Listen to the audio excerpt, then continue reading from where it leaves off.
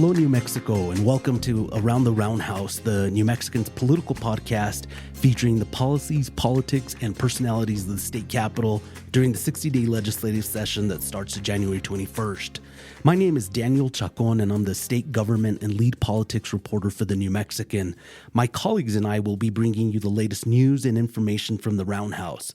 We plan on releasing episodes at the end of each week during the session to recap the highlights and share interviews with key political figures. In our inaugural episode, we're talking with House Speaker Javier Martínez, an Albuquerque Democrat who has served in the New Mexico House of Representatives since 2015 and is entering his third year as Speaker, giving him a front row seat to the goings-on at the Roundhouse. Welcome, Speaker Martínez, and thank you for being our guest. Se lo agradezco mucho. Muchas gracias, Daniel. Pleasure to be here. Mr. Speaker, for folks who don't know you, tell us a little bit about yourself and your background. Yeah, so I'm a state representative since 2015, elected out of District 11 in downtown Albuquerque, parts of the North Valley of Albuquerque as well. But before that, I spent over 10 years as an advocate and a community organizer. My family is originally from Ciudad Juárez. I was born in El Paso, but raised in Juárez until I was 8. And then my dad, who worked in construction at the time, moved the whole family to Albuquerque. This is in 1989. So I've made Albuquerque home since then. And, once my kids were born and their birth certificate said New Mexico, I said, okay, this is it. I'm a New Mexican. So this community has, took my family in. It gave me the opportunity that my parents never had. I was able to go to college, law school, really live the American dream. And now I get to repay it back through public service. Mr. Speaker, how has that background influenced you as a lawmaker? It influences me quite a bit, right? I see the world through the lens of the struggles of working people, right? I tell my colleagues all the time, right? Whenever I'm looking at bills and deciding how to vote, how is this going to impact working people? Is it going to make life more affordable for them? Is it going to give them the opportunity to get ahead the way my family had? So every decision I make really is it's made through the lens of a working class immigrant. So, we're all gearing up for the 60-day session, which begins on Tuesday. What will be the biggest issues lawmakers will consider, and what will be House Democrats' top priorities? Well, we have a host of issues that we're going to be considering. Main among them will be public safety, right? And ensuring that families and New Mexicans who are struggling with addiction, with behavioral health crises and problems, that they have access to those services, while at the same time equipping our prosecutors, our judges, our criminal justice system with the tools to ensure that those who commit crimes can be held accountable, and those who need that help, need that support, can receive that support. As you know, since last year, really, we've been laser focused on looking at ways to build out that behavioral health infrastructure that was decimated 10 years ago by the prior governor. And we have a really good set of plans in place, right? We've got a $200+ million down payment on our behavioral health infrastructure that's already in the budget that we'll be considering in the next few weeks. And then there's a host of public safety bills that include competency, that include enhanced penalties for human trafficking and fentanyl and whatnot. Aside from that, we are laser focused on making life more affordable for New Mexicans across the state. I am deeply concerned that what potentially is coming down from the federal government with this next administration that's coming in could potentially make life terribly unaffordable for our people. So we are gearing up to do some tax work, to do some more tax relief as we have been over the last few years. We are gearing up to look for ways to make housing more affordable, to make insurance rates more affordable for working people as well. Lastly, we're looking at CYFD. And all of the reforms that need to take place. For far too long, I think the department, even though it is made up of incredibly hardworking, kind-hearted people, the system itself is not working. And so we are going to work to shine a brighter light into the department to understand in full what the issues are, and then give children, those same vulnerable children that depend on that department to work on their behalf, the tools that it needs to make sure that those kids are taken care of. Can you elaborate on the transparency piece? Because the idea is to bring sort of an outside, independent entity to provide some oversight. Yeah, so there are several ideas out there. Chief among them is the idea of an Office of a Child Advocate. That is a bill that we passed already in 2023 out of the House. We're going to bring that back. We're going to retweak it, make sure that we bring all the all the relevant players to the table. But that's the best way, really, to get access to the information, to the data, to know what's happening. Unfortunately, we don't find out what's happening until a tragedy happens. And by then, it's too late. So, I've said this time and time again. If we figured out how to require every car dealership in New Mexico to have a certain percentage of the vehicles on the lot be electric vehicles, then we need to figure out how to take care of our most vulnerable children. Okay. Mr. Speaker, you mentioned public safety and behavioral health. There's been a big focus on those two items, and they kind of interrelate. How do legislators' proposals align or differ from what the governor wants? Well, I think the governor did a really, really tremendous job over the last year, really highlighting these issues, right? Both for the general public and for us as well. And us as a legislature, we've been hard at work on public safety since 2019 because we knew that the divestments that came in during the previous administration were such that it had, they were starving the courts. They had starved the behavioral health system. They dismantled the behavioral health system. They underfunded our schools.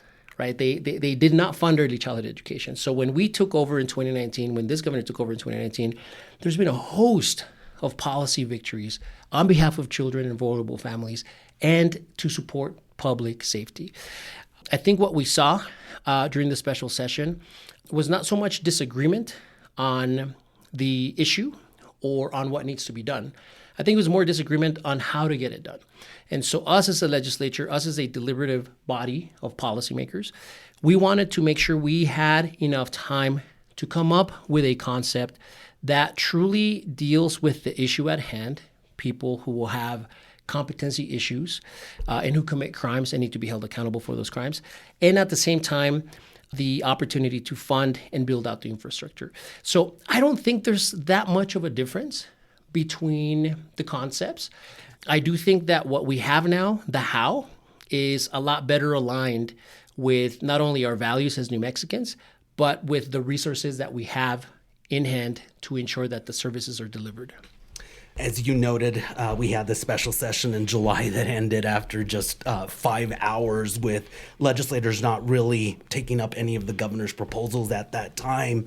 The governor expressed great disappointment in the legislature after the special session, even saying lawmakers should be, quote unquote, embarrassed at their inability to summon even an ounce of courage to adopt common sense legislation to make New Mexicans safer. What was your reaction to the governor's criticism, and what is the relationship between lawmakers and the governor currently? Look, in the heat of the moment, I think, in the heat of politics, really, folks say stuff all the time, right? Look, from my perspective, I don't take anything personally. Politics is a tough sport. You could have a thick skin. But more importantly, we are there to work on behalf of the people of the state of New Mexico. The special session ended after 5 hours because the proposals on the table were not really conducive to achieving the goals that had been stated. Having said that, you can't take anything personal in politics, right? So, I think you had asked me this question actually at the end of that session, and my response at the time, and it is true today as well, is we move on. Right. Okay. And we have been in constant communication with the executive. Our staff talk and meet all the time. Nothing has changed. Right. And so we will be working together in this 60-day session. There'll be plenty of areas of agreement, and then there'll be some areas of disagreement. I've always said we can disagree. We never have to be disagreeable. And this is no different. Right. So I'm looking forward to a productive session working on behalf of my community, working with our caucus, working with our chamber, working with the Senate, and working with the governor. But let's face it, the criticism that the governor made of lawmakers was pretty harsh. So is there any lingering tension at all? No, not at all. There wasn't any then, and there isn't any now. Mr. Speaker, the legislature will have an influx of new members this year, 16 in the Senate and either 13 or 14 in the House, depending on what happens with the proposed appointment of Representative Harry Garcia. How will that play out during the session when you have so many new lawmakers? That's a really good question. It's always hard to lose that level of institutional knowledge. And I've been through this several times. When I came in 2015, the Democrats had just lost the majority. And 2 years later, when we retook it, we lost a lot of members to retirements or whatnot. On the flip side, the opportunity is that you are getting new energy, you're getting fresh ideas, you're getting new blood. And I also believe that that's a tremendous asset, right? And even though these folks coming in are quote unquote new, if you look at their life history, if you look at their professional experience, if you look at their personal experience, my goodness, like we've got an incredible group of legislators coming in, and I'm excited to work with them. And I'll tell you, some of them have already hit the ground running, much harder and faster than when I came in. So I'm excited. And if I'm not mistaken, we will have a female majority in the House. Is that correct? We have a female majority in the House, and I think we're the legislature, majority in the entire legislature, and we're one of few in the country, maybe like one of 2 or 3. So it's pretty exciting. What does that say about New Mexico? New Mexico is always punching above its weight, right? And there's a reason why New Mexico, our childhood poverty rankings went from 50th to 17th. There's a reason why we are the best place to have a child and raise a child. And I know there are some challenges out there, but the fact that we guarantee in our Constitution a fully funded right to early childhood education, childcare, and pre-K, that is tremendous. The only one in the country to do that. Now, we're not quite seeing the impacts of it yet because we just literally did this over the last couple of years. But in 20 years, we should have this podcast again. You and I should sit down for an interview, and we're going to see those results. It took us a long time, right? This constitutional amendment for early childhood, which is how I come into the legislature. I was a frustrated advocate because I couldn't get that bill passed, and I ran for office, and I said, I'm going to get it passed now. It took us 12 years to get that done, but we got it done through persistence, through discipline, right, through hard work. And New Mexico is on a whole different trajectory now than it was 12 years ago. Mr. Speaker, I'll have a lot more grayer hair in 20 years, but I'll take you up on that offer.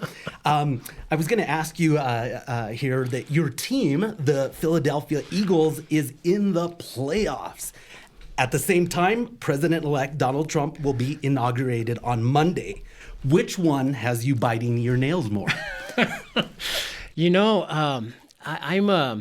I'm a true blue dedicated sports fan. I may have shed a tear or two when my Dodgers won in October.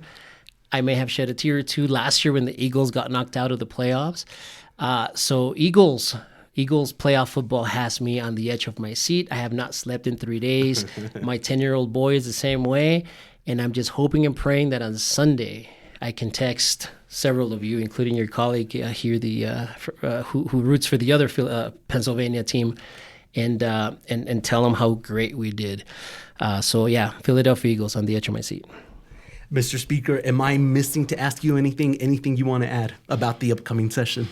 I think something I would add is, in all seriousness, and I know I'm smiling, but I enjoy spending time with you. But in all seriousness, this is a tremendously critical session. What's coming down at the federal level, we don't know. Whether it's restrictions on reproductive health care, whether it's demonizing our immigrant community, whether it's dismantling all of the good work we've done to move toward a renewable energy future. It is some potentially scary times. But as a 43-year-old public servant in the legislature, and with the caucus that walks behind me at every step of the way, I could not be more proud or more ready for the upcoming fight. Because as I told my wife on November 5th, which by the way was our wedding anniversary, so figure that out. But as I told her, with what's coming from at the federal level, I wouldn't rather have anyone else in the seat that I'm sitting now. Okay. Because I know that my convictions and the lens through which I view the world, a working class immigrant, is exactly what we need right now. So stay tuned for some really good wins for the people of New Mexico and to be a role model as a state for the rest of the country. All right. Thank you so much, Mr. Speaker, and we'll see you on Tuesday. Thank you. We'll take a quick break and be back in a moment with a preview of legislative priorities for House Democrat and Republican leaders heading into the session.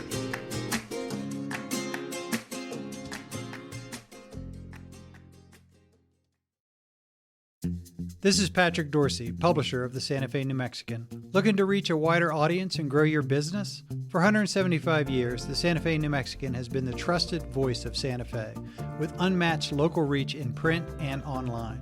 In addition to our long-standing, independent, family-owned newspaper, we have a full-fledged marketing team with the expertise to help you succeed in the 21st century.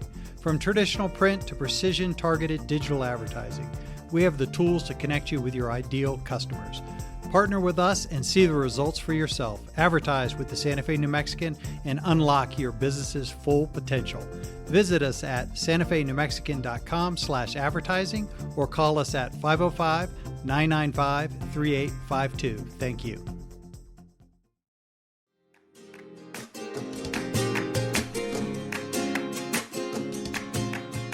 We're back with Around the Roundhouse. I'm your host, Daniel Chacón. This year's 60-day session promises to be a busy and fast-paced one from the get-go. While 60-day sessions usually get off to somewhat of a slow start, lawmakers are taking a different route this year. They will be prioritizing a package of behavioral health bills and a public safety package with the goal of getting them to the governor's desk in the first 30 days. But expect lawmakers to consider a wide range of bills, memorials, and resolutions over the next 2 months. House Democrat and Republican leaders recently outlined their legislative priorities ahead of the session during separate press conferences in Albuquerque. As Speaker Martínez mentioned in our earlier interview, public safety will be a top priority for Democrats. During the Democrats' legislative preview, State Representative Christine Chandler of Los Alamos said there's nothing more fundamental to the well-being of families and communities than public safety. In recent years, this has been one of our top priorities in the legislature, with a holistic, smart on crime approach that includes holding dangerous, violent criminals accountable and taking them off the streets, supporting our law enforcement so they have the resources they need to keep us safe, and investing in our communities to tackle crime at its roots. Still, we all know how much more work needs to be done. Too many families in our state have been impacted by crime. Republicans, meanwhile, said they have a 4-step plan that prioritizes the economy, education, public safety, and health care. State Representative Rebecca Dow, the House Republicans caucus chair, noted New Mexico has enjoyed budget surpluses over several years, thanks in large part to the booming oil and gas industry. You know, New Mexico is not a poor state. We have almost doubled the budget over the past few years, and that's thanks to oil and gas. It provides us with the opportunity to make meaningful reforms, beginning with the elimination of income tax. We have the money to give that to citizens, let's do it. And reforming the gross receipts tax so that we can be competitive with other states in manufacturing and innovation and growing our economy. Like Democrats, Minority Leader Gail Armstrong said Republicans also want to reform CYFD. She also said the Comprehensive Addiction and Recovery Act, also known as CARA, needs to be replaced. The law aims in part to treat newborns who've been exposed to drugs, but Armstrong contends there isn't a lot of follow-through under CARA. There's no other way to say it other than our children are dying here in the state of New Mexico. CYFD polices themselves. We need an outside entity to make sure CYFD is doing what they say they're doing and what they're supposed to be doing. The other portion of CYFD that totally needs to be repealed and replaced is the CARA Act. The CARA Act is been put in place to help substance-exposed babies when they're born. And we would really like to see an entity that goes into the home, helps these parents be the best parents they can be, and gives these babies a chance at life. Republicans, who are in the minority in both chambers of the legislature, said they want to have a seat at the table and will work in a bipartisan way. Armstrong said voters are demanding change from lawmakers. Well, I think the people of New Mexico have spoken, And I think that leadership on both sides of the chambers has changed. I think that ultimately we all need to be listening to the citizens of New Mexico, and they have spoken loud and clear that they want change, they want these things to come to law, and I really believe that now is the time that we're going to get this done. Exactly what lawmakers get done during the session remains to be seen. What I can promise you is that the New Mexican will be there to cover it along the way. Thanks again to House Speaker Javier Martínez for joining us for an interview, and thank you for listening to our first episode of Around the Roundhouse. Join us each week as we share the latest from the Capitol by subscribing to our podcast through Spotify, Apple Podcasts, YouTube Music, or wherever you get your podcasts. The New Mexican will have a team of reporters and photographers at the Roundhouse each day during the 60-day legislative session to provide you with the latest developments. Follow our coverage online at santafenewmexican.com, where you can also subscribe to our politics newsletter, The Roundhouse Report, for updates sent directly to your inbox. Until next time, I'm Daniel Chacón, and this has been Around the Roundhouse.